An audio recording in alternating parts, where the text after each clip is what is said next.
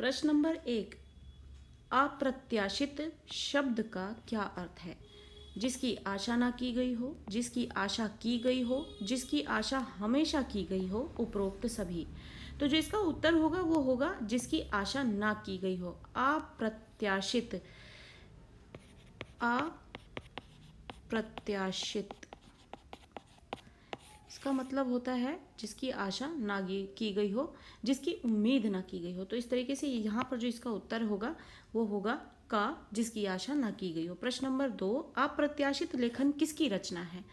अप्रत्याशित जो होती है वो कैसी रचना होती है? वो मौलिक होती है। मौलिक कैसे होती है? मौलिक यानी कि आप कह सकते हैं ओरिजिनल।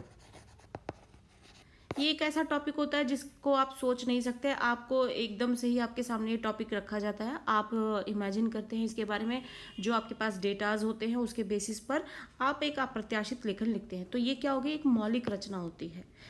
प्रश्न नंबर 3, रटंत का क्या अर्थ है? रट्टा लगाकर याद करना, शिक्षक से प्रेरणा लेना, सोच समझकर पढ़ना, माता पिता से पूछकर लिखना। तो जो इसका उत्तर होगा वो ऑप्शन नंबर का होगा, रट्टा लगाकर याद करना, जो कि सभी बच्चों को मालूम होता है। प्रश्न नंबर 4, रटंत प्रवृत्ति कैसी है? घातक, लाभकारी, सहायक, मौलिक। मौलिक तो बिल्कुल नहीं होती है, हेल्पफुल भी बिल्कुल नहीं होती है, और ना ही आपको इससे कोई फायदा होने वाला है। तो ये कैसी प्रवृत्ति होती है? घातक प्रवृत्ति होती है, बहुत ही बच्चों को नुकसान पहुंचता है इससे। प्रश्न नंबर 5, निबंध कैसे लेखन की महत्वपूर्ण विधा है? पद्य है, गद्य है, दोनों है, या फिर इनमें से कोई भी नहीं है? तो जो निबंध है वो कैसे लेखन की महत्वपूर्ण विधा है? वो कैसा लेखन है? पद्य है या फिर गद्य है? तो वो क्या है? गद्य है, क्योंकि निबंध में हम कोई कविता तो नहीं लिखते, तो पद्य नहीं बल्कि गद्य होता है। प्रश्न नंबर 6, रटंत को कैसी लत कहा जाता है? अच्छी, बुरी, कावा खा, दोनों, इनमें से कोई भी नहीं। तो रटंत जो है किसी भी वे में जो है कोई भी अच्छी आदत नहीं होती। इसका जो सही उत्तर होगा वो होगा बुरी आदत होती है ये। प्रश्न नंबर 7, निम्नलिखित में से अप्रत्याशित लेखन के कौन से विषय हो सकते हैं? आपके सामने की दीवार, दीवार पर टंगी घड़ी, दीवार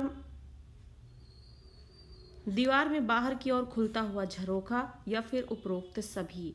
तो जो इस प्रश्न का उत्तर होगा वो होगा उपरोक्त सभी। ये सारे टॉपिक जो है हमारे अप्रत्याशित लेखन में शामिल हो सकते हैं। प्रश्न नंबर 8, विषय की शुरुआत कैसी होनी चाहिए? अच्छी, बुरी, रोचक, या फिर दिव्य। कोई भी विषय जब आप लिखते हैं, पढ़ते हैं, आप लिखने से पहले आप पढ़ने का ही सोच लीजिए कि आप किसी भी चीज़ को पढ़ने की शुरुआत कब करेंगे और उसको आगे कंटिन्यू कब करेंगे? जब वो आपको शुरू में ही रोचक लगे, मज़ेदार लगे, मनोरंजक लगे, किसी भी वे में आपको अट्रैक्ट कर ले जाए। तो इस तरीके से क्या होगा, किसी भी चीज़ का में जो रोचकता का गुण है वो जरूर होना चाहिए। तो विषय की शुरुआत यानी जो ओपनिंग होती है उसकी आप कह सकते हैं, या फिर जो शुरुआती होता है, अगर वो रोचक होगा तो आप किसी भी पाठक को अपने से बांध सकते हैं। प्रश्न नंबर 9, कुटेव का क्या अर्थ होता है? अच्छी लत, बुरी लत, परंपरागत, मौलिक। तो ये जो कुटेव शब्द है इसका जो उत्तर है कि इसका क्या अर्थ होता है, तो इसका अर्थ होता है बुरी लत। अभ्यास के हर मौके को हम किस पर निर्भर होकर गंवा बैठते हैं? यानी जो अभ्यास, प्रैक्टिस जो होती है उसको हम किस पर डिपेंड होकर गंवा बैठते हैं? समय, काम, रटंत, या फिर उपरोक्त सभी। ऐसी कौन सी चीज़ है जिसकी वजह से हम इस चीज़ से दूर हो जाते हैं? तो वो है रटने का तरीका। रटने के लिए आदमी जो है उसको दिमाग नहीं लगाना पड़ता है, और इससे आप अभ्यास नहीं करते, और ये जो प्रक्रिया है लंबी है, थोड़ी सी मेहनत मांगती है, लेकिन लंबे समय तक टिकी रहती है और आपकी बुद्धि का विकास करती है। लेकिन रटंत जो है वो आपकी बुद्धि को हरती है, यानी उसका विकास नहीं होने देती। इस वजह से अभ्यास का हर मौका जो है इस पर निर्भर होकर हम गवा बैठते हैं। प्रश्न नंबर 11, निम्नलिखित में से कौन सी रटंत की विशेषता नहीं होती है? यानी रटंत की विशेषता कौन सी इसमें से नहीं है? आत्मज्ञान से याद करना, ज्यों का त्यों याद करना, अपने विचारों को प्रकट ना करना, इनमें से कोई नहीं। तो हमें ये याद रखना है कि रटंत की कौन सी विशेषता नहीं है इसमें। नहीं, रटने की जो आदतें होती है उसमें क्या होता है? आत्मज्ञान से याद करना होता है क्या? प्रश्न नंबर 11 जो हमसे पूछा है कि रटंत की जो विशेषता नहीं है वो क्या है, तो अपने विचारों को प्रकट करने की जो क्षमता होती है वो रटने से नहीं आ पाती है। तो ये इसकी विशेषता नहीं है, बाकी ये सब इसकी विशेषता है। रटंत से मनुष्य की कौन सी चीज समाप्त हो जाती है? भावों की मौलिकता, चिंतन शक्ति, आत्मज्ञान से याद करना या फिर उपरोक्त सभी। तो जब हम रटते हैं तो उससे क्या होता है? रटने की वजह से हम जो है वो ये सारी चीजें जो है खो देते हैं, समाप्त कर देते हैं। कहने का क्या अर्थ है कि जब हम रटते हैं चीज़ों को तो ना हमारे जो विचार है उसका मूल रूप रह जाता है, ना हम चिंतन कर पाते हैं, ना हम आत्मज्ञान से याद कर पाते हैं, यानी चीज़ों को समझ के हम नहीं याद कर पाते। तो इस तरीके से सारे पॉइंट्स हैं वो इससे मैच करते हैं। प्रश्न नंबर 13, निम्नलिखित में से कौन सी अप्रत्याशित विषयों की विशेषता है? यानी जो अप्रत्याशित विषय होते हैं उसकी कौन सी विशेषता है? जुड़े तथ्यों से उचित तालमेल, विचार विषय से संबद्धता, विचार विषय से संगत हो या फिर उपरोक्त सभी। तो जो इसका उत्तर होगा वो होगा उपरोक्त सभी। ये सारे गुण जो है वो एक अप्रत्याशित विषय में होते हैं। सिनेमा घर से संबंधित है क्या? टिकट खिड़की, कैंटीन, पोस्टर या फिर तीनों? तो टिकट घर जो है वो इन तीनों से ही संबंधित है। यहाँ पर टिकट खिड़की, कैंटीन, पोस्टर सब चीज़ें जो है इससे संबंधित है। प्रश्न नंबर 15, कम समय में अपने विचारों को संकलित करके उन्हें सुंदर और सुगढ़ ढंग से अभिव्यक्त करने की चुनौती है। अप्रत्याशित विषयों पर लेखन करना, निबंध लेखन करना, कहानी लेखन करना या फिर संस्मरण लेखन करना। तो जो कम समय में हमें अपने विचारों को अच्छी तरीके से सुंदर और सुगढ़ ढंग से अभिव्यक्त करने की जो कला है वो अप्रत्याशित विषयों पर लेखन करते हुए होती है। ये जो चुनौती जो है इसका सामना हम अप्रत्याशित विषयों पर लेखन करते समय पाते हैं। प्रश्न नंबर 16, अपने विचारों को लेख की शक्ल देना, उसे शब्दों के सहारे पन्नों पर उकेरना कैसा कार्य है? सरल है, बहुत मुश्किल है या फिर बहुत सरल है? तो जब हम अपने विचारों को शब्दबद्ध करते हैं यानी शब्दों में उसको जब उकेरते हैं पन्नों पर, तो ये कार्य जो है कैसा होता है? आसान लगता है आपको या मुश्किल लगता है, बहुत मुश्किल लगता है या फिर बहुत ही आसान लगता है? तो ये चीज़ें जो होती हैं थोड़ी मुश्किल होती हैं। प्रश्न नंबर 17, निम्नलिखित में से क्या विचारों की अभिव्यक्ति का माध्यम ही नहीं स्वयं विचार करने का साधन भी है? तो जो विचार होते हैं वो हमें चीज़ें बताने के साथ साथ क्या विचार करने की क्षमता भी होती है, साधन भी होता है एक।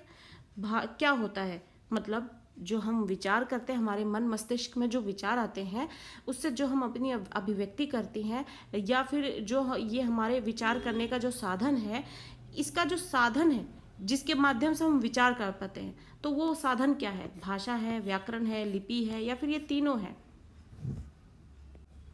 तो जो इसका माध्यम है वो है भाषा। जब हम किसी भाषा को जानते हैं तभी उस भाषा को हम तभी जानते हैं जब उसके व्याकरण की जानकारी, लिपि की जानकारी, ये सब चीज़ों की जानकारी होती है, तभी हम एक भाषा को संपूर्णतः जानते हैं और फिर हमारे विचार पनपते हैं।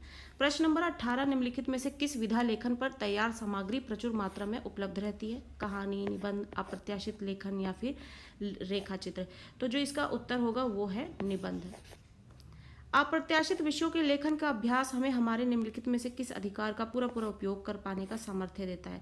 यदि ऐसा कौन सा अधिकार है जिसका हम पूरा प्रयोग कर पाते हैं जब हम अप्रत्याशित विषयों पर लेखन का अभ्यास करते हैं? सूचना का अधिकार, संपत्ति का अधिकार, अभिव्यक्ति का अधिकार या फिर मत का अधिकार? तो अभिव्यक्ति यानी आपके मन मस्तिष्क में क्या चल रहा है, आप क्या सोचते हैं, क्या समझते हैं, उसको अभिव्यक्त कर पाते हैं, बता पाते हैं। तो अपने अभिव्यक्ति के अधिकार का इस्तेमाल करते हैं और अप्रत्याशित विषयों पर लेखन करते हैं। प्रश्न नंबर 20, कब हमें अपने विचार प्रवाह को थोड़ा नियंत्रित रखना पड़ता है? यानी कि जब हमारे जो विचार है उसमें जो प्रवाह है यानी निरंतर जो हमारे विचार बनते रहते हैं उसको हमें कब नियंत्रण में रखना पड़ता है? अपेक्षाकृत स्पष्ट फोकस वाले विषय मिलने पर, सामान्य विषय मिलने पर, जटिल विषय मिलने पर या फिर तीनों? तो जब हम अपेक्षाकृत स्पष्ट फोकस वाले विषय मिल जाते हैं हमें, तो अब हमें अपने विचारों को थोड़ा सा नियंत्रित रखना पड़ता है क्योंकि वो ऑलरेडी स्पष्ट है, फोकस्ड है। प्रश्न नंबर 21, खुलापन रखने वाले विषयों पर हम कितने कोणों से विचार कर सकते हैं? खुलापन रखने वाले विषयों पर हम कितने तरीकों से जो है उसको, कितने एंगल से जो है हम उस पर अपने विचारों को अभिव्यक्त कर सकते हैं? 1 कोण से, 3 कोण से, दशाधिक यानी 10 से अधिक कोणों से, या शताधिक यानी 100 से अधिक कोणों से? तो हम शताधिक कोणों से यानी कि हम बहुत, इसमें कोई लिमिटेशन भी नहीं रख सकते हैं, हम हर तरीके से, हर एंगल से हर चीज़ को, हर विषय को सोच सकते हैं। प्रश्न नंबर 22, किसी भी विषय पर एक ही व्यक्ति के जेहन में कितने तरीकों से सोचने की प्रवृत्ति होती है? एक ही विषय को अगर आप 10 लोगों के सामने उस विषय के बारे में पूछेंगे तो हर एक व्यक्ति अलग अलग तरीके से उस विषय को सोचता है। तो यही पूछा जा रहा है कि एक ही व्यक्ति के ज़हन में कितने तरीकों से सोचने की प्रवृत्ति होती है। अब वो एक ही व्यक्ति एक ही विषय को अपने ज़हन में, अपने दिल दिमाग में कितने तरीकों से सोचता है, एक तरीके से, अनेक तरीकों से, 10 तरीकों से या फिर 20 तरीकों से। तो एक ही व्यक्ति जो है उसको अनेकों तरीकों से सोच सकता है। प्रश्न नंबर 23, किसी भी विषय पर लिखने के लिए क्या आवश्यक है? आकर्षक प्रारंभ होना चाहिए। प्रारंभ जो है आकर्षक होना चाहिए। लिखने से पूर्व विचार करना चाहिए। सुसंबद्धता एवं सुसंगत होना चाहिए या फिर तीनों होना चाहिए। तो ये जो कोई भी लेख हम लिखते हैं तो उनमें ये तीनों गुणों का होना बहुत ही इम्पॉर्टेंट है। तीनों ही गुण जो है बहुत इम्पॉर्टेंट हैं। प्रश्न नंबर 24, किसी भी तरह के लेखन का बुनियादी नियम क्या होता है, यानी बेसिक नियम क्या है? अच्छी लिखाई, शीघ्रता, संबद्धता या फिर कंप्यूटर। तो जब हम कोई लेख लिखते हैं तो उसके लिए जो बेसिक नियम है, बहुत जरूरी चीज जो है वो संबद्धता है। प्रश्न नंबर 25, निम्नलिखित में से किस विधा के लेखन में सामान्यतः मैं शैली का प्रयोग वर्जित होता है? वर्जित यानी मना होता है। निबंध, आलेख, प्रश्नोत्तर या फिर तीनों। तो जो ये तीनों ही जो चीज़ें हैं, जब हम निबंध लिखते हैं, आलेख लिखते हैं, प्रश्नोत्तर लिखते हैं, तो ये तीनों ही चीज़ें जो होती हैं इसमें मैं शैली का प्रयोग नहीं किया जाता। आप किसी प्रश्न का उत्तर देते तो इसमें आप मैं शैली का प्रयोग नहीं कर सकते। आलेख लिखते हैं तो मैं शैली का प्रयोग नहीं कर सकते और ना ही निबंध लिखते हुए आप मैं शैली का प्रयोग कर सकते हैं। प्रश्न नंबर 26, निम्नलिखित में से किस तरह के लेखन में मैं की आवाजाही बेरोक टोक चल सकती है? यानी आप मैं शैली का प्रयोग बिना किसी बेरोक टोक के कर सकते हैं।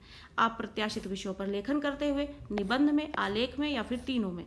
तो आप देखेंगे कि जो आप प्रत्याशित विषय लेखन है इसमें आप मैं का प्रयोग बेधड़क कर सकते हैं बिना किसी रोक टोक के। इनका तो हमने पहले देखा कि इनमें मना है, निबंध में और आलेख में। प्रश्न नंबर 27, अप्रत्याशित विषयों की प्रकृति में निहित होता है। निहित यानी शामिल होता है क्या? विचारों में आत्मनिष्ठता, लेखक का व्यक्तित्व, दोनों या फिर कोई भी नहीं। तो जब हम अप्रत्याशित विषयों की प्रकृति में जो चीज़ें मेनली निहित होती हैं जब लिखते हैं तो उनमें दो चीज़ें, ये दो मेन पॉइंट दिए हुए हैं, आप देखेंगे। तो ये क्या दोनों ही जरूरी हैं या फिर ये दोनों ही बिल्कुल इनकी कोई आवश्यकता नहीं होती है? तो ये दोनों ही जो है बहुत ज़रूरी होते हैं जब आप एक अप्रत्याशित विषय को लिखते हैं और इसमें ये गुण निहित होना चाहिए, शामिल होना चाहिए। क्या? विचारों में आत्मनिष्ठता और लेखक का व्यक्तित्व भी। प्रश्न नंबर 28, लेखन का क्या अर्थ होता है?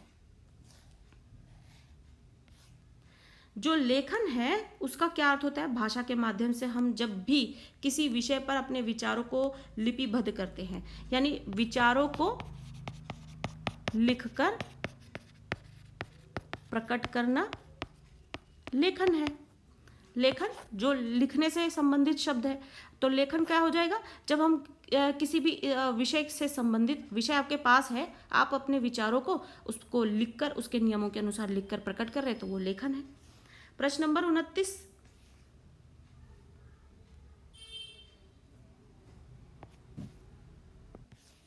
अब प्रश्न नंबर 29 हमसे क्या कह रहा है कि नए और अप्रत्याशित विषयों पर लेखन जो है वो क्या होता है?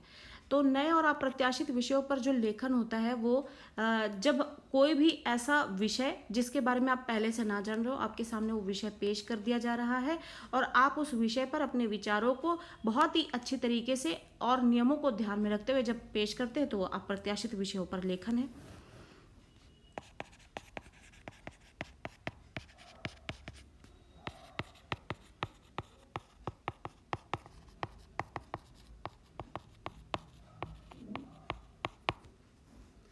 लेख में मैं शैली का प्रयोग क्यों होता है? जब भी कोई हम लेख लिखते हैं और जहाँ पर हम मैं शैली का प्रयोग बिना किसी रोक टोक के कर सकते हैं तो उसमें मैं शैली का प्रयोग क्यों किया जाता है? क्योंकि जो लेख होता है उसमें व्यक्त जो विचार होते हैं वो लेखक के अपने होते हैं और लेख पर वो लेखक जो है अपने व्यक्तित्व की छाप देता है, यानी अपने व्यक्तित्व को प्रेजेंट कर रहा होता है और लेखक जो है अपने विचारों को प्रकट कर रहा होता है, इसलिए वो अपनी मैं शैली का प्रयोग करता है। तो लेखक के व्यक्तित्व को पेश करता है और उसके विचारों को पेश करता है। हम लिखित अभिव्यक्ति की क्षमता का विकास क्यों नहीं कर पाते हैं? लिखित अभिव्यक्ति यानी कि हर एक व्यक्ति जो है समय के साथ चलते चलते जो है, जिस तरीके से आप देखेंगे छोटा बच्चा अक्षर बोलता है, शब्द बोलता है, फिर वाक्य बनाने लगता है, धीरे धीरे वो अपने मन की बातें करने लग जाता है, और फिर आप देखेंगे कि एक लेवल पर आकर वो भाषण भी देने लग जाता है। उसके पास अपने इतने विचारों का संकलन हो जाता है कि वो भाषण भी दे सकता है, एक बड़ी सी एक भीड़ का वो नेतृत्व भी कर सकता है। लेकिन लिखने की शैली जो है किसी के पास उतनी नहीं पनप पाती है। हर कोई जो है लेखन शैली में, लेखन की अभिव्यक्ति में इतना माहिर नहीं होता है। क्यों नहीं होता है वो? क्या कारण है इसके पीछे? क्योंकि हमें आत्मनिर्भर होकर लिखित रूप से स्वयं को अभिव्यक्त करने का अभ्यास नहीं होता, यानी कि लैक ऑफ प्रैक्टिस।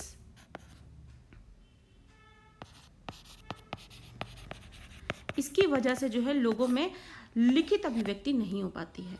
लेखन के लिए पहले उसकी रूपरेखा का स्पष्ट होना क्यों आवश्यक है? जब भी हम कोई लेखन करते हैं तो उसके लिए आपके पास एक फॉर्मेट क्यों होना चाहिए? ये फॉर्मेट होना क्यों जरूरी है इतना? क्योंकि जब हम हमें ये नहीं मालूम होगा कि हमें क्या और कैसे लिखना है, हम अपने विषय को अच्छी तरीके से पेश ही नहीं कर पाएंगे। तो अच्छे ढंग से पेश करने के लिए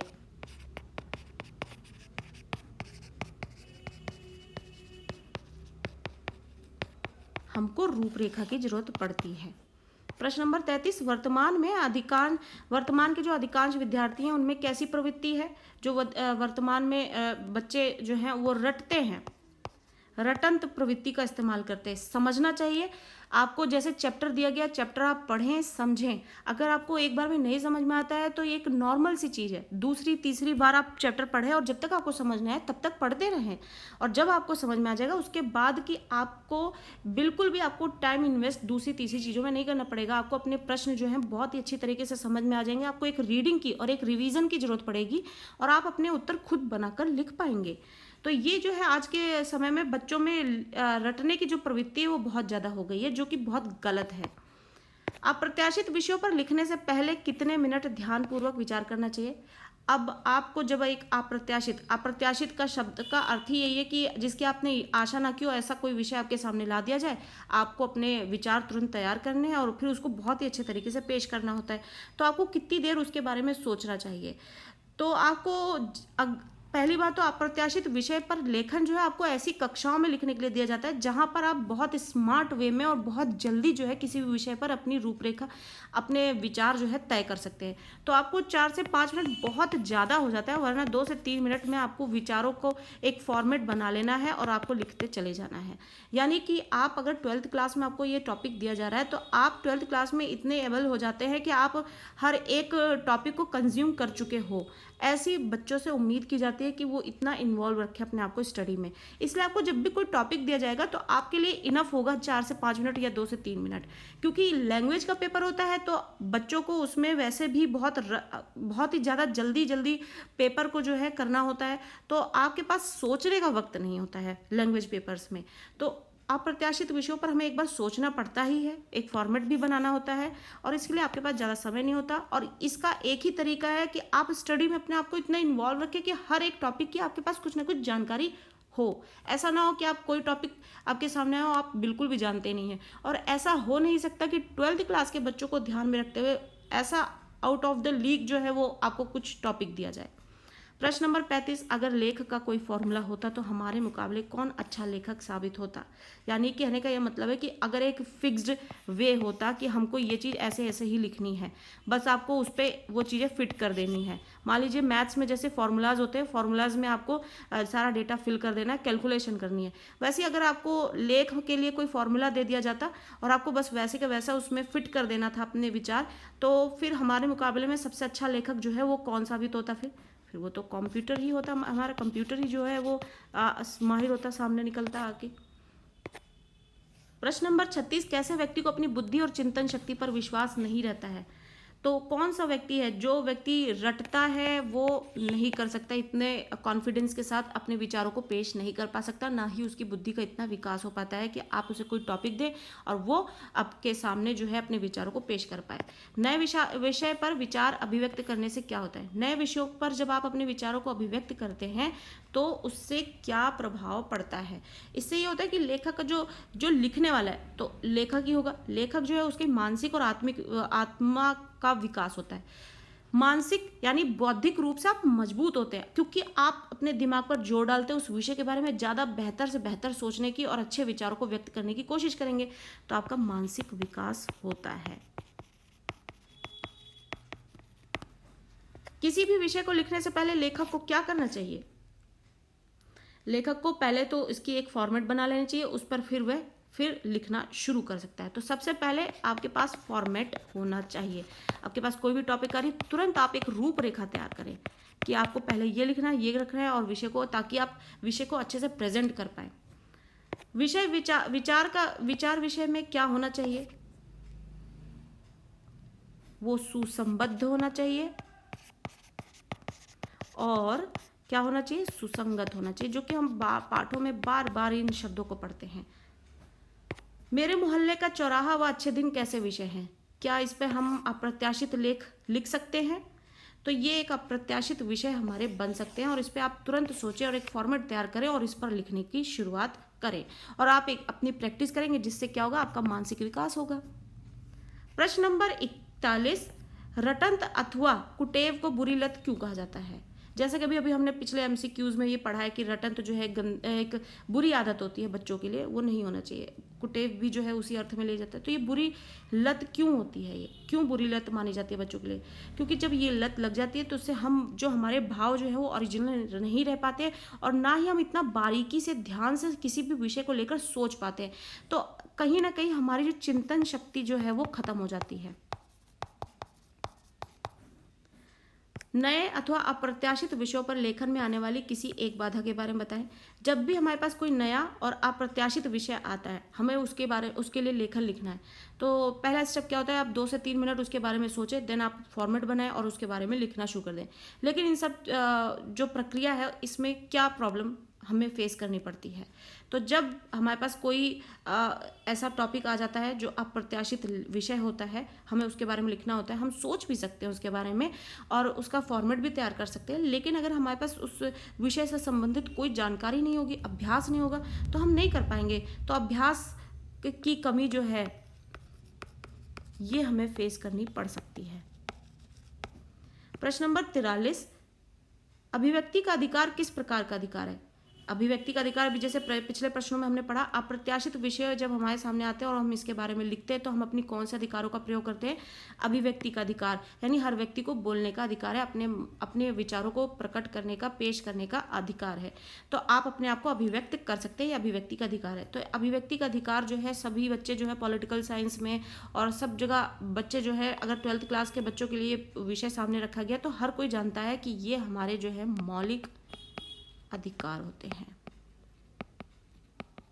तो यहाँ पर हमने अप्रत्याशित विषयों पर लेखन से संबंधित और इस पाठ से संबंधित यहाँ पर एमसीक्यूज किए हैं, जो आपको इस पाठ को समझाने में भी मदद कर रहा होगा। जहाँ हमने इस पार्ट को line to line explain already कर रखा है चैनल पर, आप जरूर देखें, पहले पार्ट को समझें और उसके बाद इस पार्ट से संबंधित क्वेश्चंस भी हमने बहुत डिस्कस किए हैं, और उसके बाद ये एमसीक्यू सीरीज़ भी जो है आपके सामने आपके लिए पेश की जा रही है, जिससे कि आपको इस पार्ट से संबंधित हर एक चीज़ वो कंप्लीट करा दी जाए, जिससे कि आपके पास कोई डाउट ना रह जाए, आप इस चैप्टर को बहुत अच्छे से कंप्लीट कर पाएँ। और इसी तरीके से उम्मीद करते हैं कि आपको ये वीडियो अच्छी लग रही होगी। अच्छी लग रही है वीडियो तो आप इसे जरूर लाइक करते रहें, ज़्यादा से ज़्यादा शेयर करते रहें और चैनल के साथ यूं ही बने रहें, ताकि